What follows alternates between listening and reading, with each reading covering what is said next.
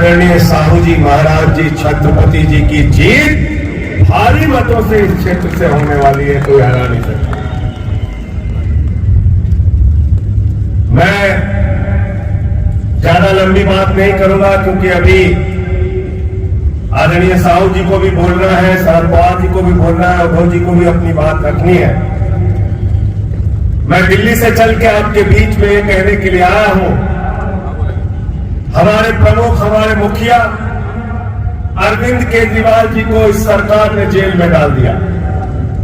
भारत के प्रधानमंत्री ने झारखंड के मुख्यमंत्री को जेल में डाल दिया, हेमंत सोरेन को जेल में डाल दिया, मनीष सिसोदिया को जेल में डाल दिया, हमारे एक और मंत्री सत्येंद्र जैन को पकड़ के जेल में डाल दिया, शरद पवार जी की पार्टी के नेता अनिल देशमुख जी को पकड़ के जेल में डाल दिया, संजय रावत जी शिवसेना के नेता उनको पकड़ के जेल में डाल दिया।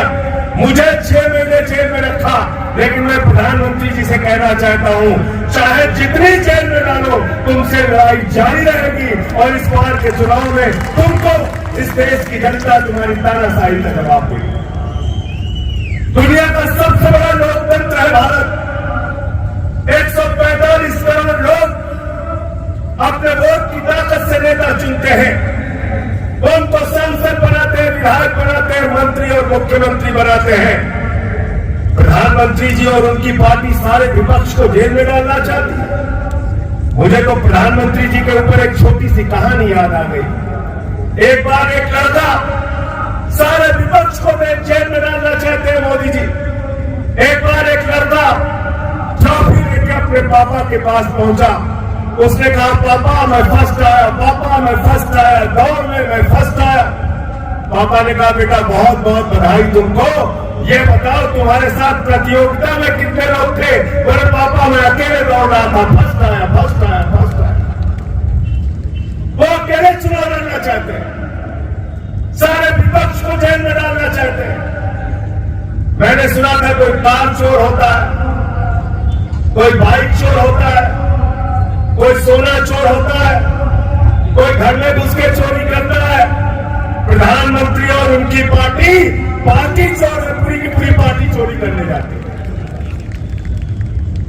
12 साल ठाकरे जी की, उद्धव ठाकरे जी की तीर कमान चोरी कर ली मोदी जी ने, शरद पवार जी की घड़ी चोरी कर ली। इन घड़ी चोर और तीर कमान चोरों को इस बार के चुनाव में जवाब देना है। महाराष्ट्र के लोगों आपको जवाब देना है। 48 की 48 सीटों पर इंडिया गठबंधन जीतना चाहिए, 48 की 48 सीटों पर। और ये घड़ी चोर और तीर कमान के जो चोर हैं उनको ये बता देना कि आप छत्रपति शिवाजी महाराज के वंशज हैं, उनको मानने वाले लोग हैं, उनके रास्ते पर, उनके पद चिन्हों पर चलने वाले लोग हैं। और छत्रपति शिवाजी महाराज ने कहा था गद्दारों को माफी नहीं, जो गद्दारी करते हैं उनको कभी माफ मत करना।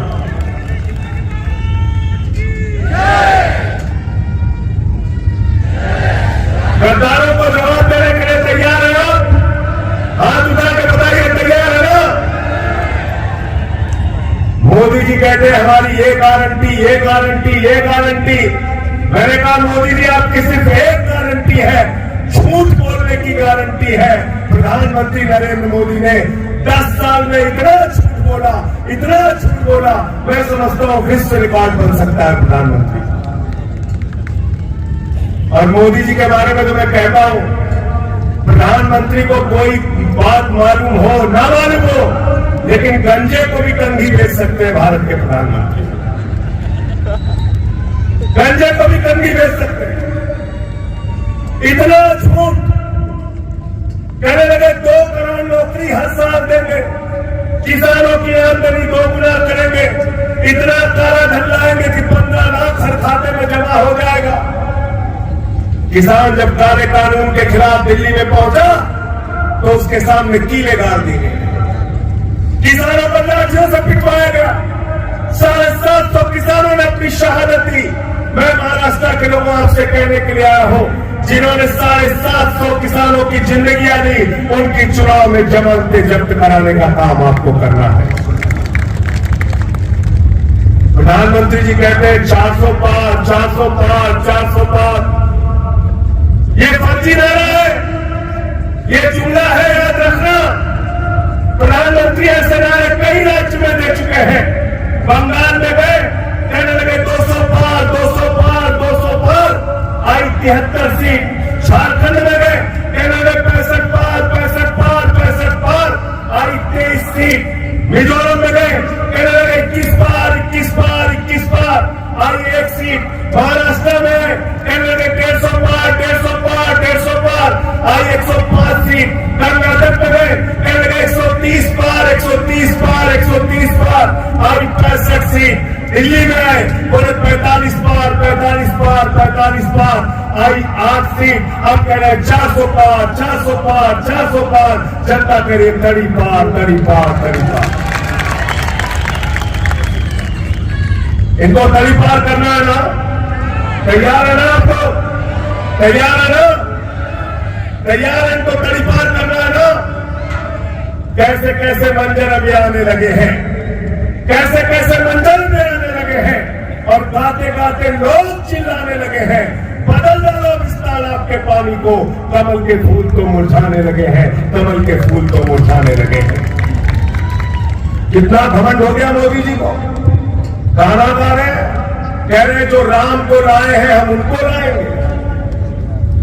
क्या प्रधानमंत्री मोदी राम को ला सकते हैं? क्या बताइए, क्या कोई इंसान भगवान को ला सकता है?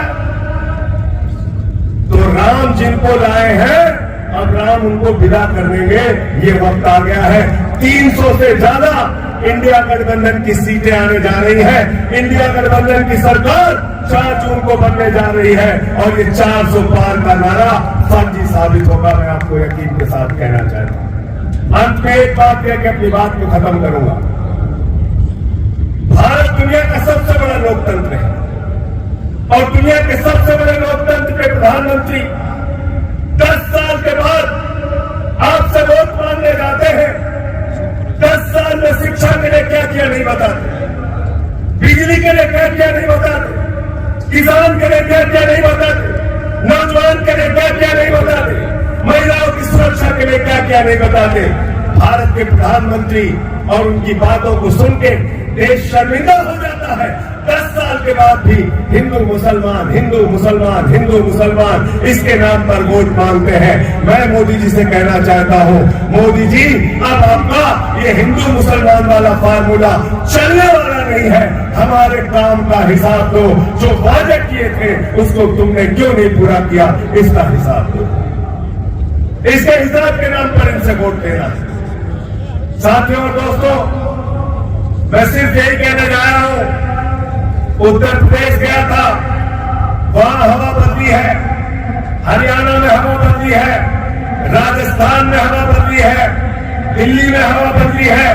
केजरीवाल जी को जेल में डाला है, तो वहां लोग नारा लगा रहे हैं जेल का जवाब वोट से देंगे, तानाशाही का जवाब वोट से देंगे, गुंडागर्दी का जवाब वोट से देंगे। और मैं छत्रपति शाहू जी महाराज की धरती पर खड़ा हूं। ये तो वो धरती है पूरे देश में आज अगर दलितों, पिछड़ों, शोषितों, वंचितों को अगर एक ही बात याद आती है, पहली रियासत थी ये रियासत जिसने आरक्षण की व्यवस्था को लागू करने का काम किया, गरीबों को, वंचितों को अधिकार देने का काम किया।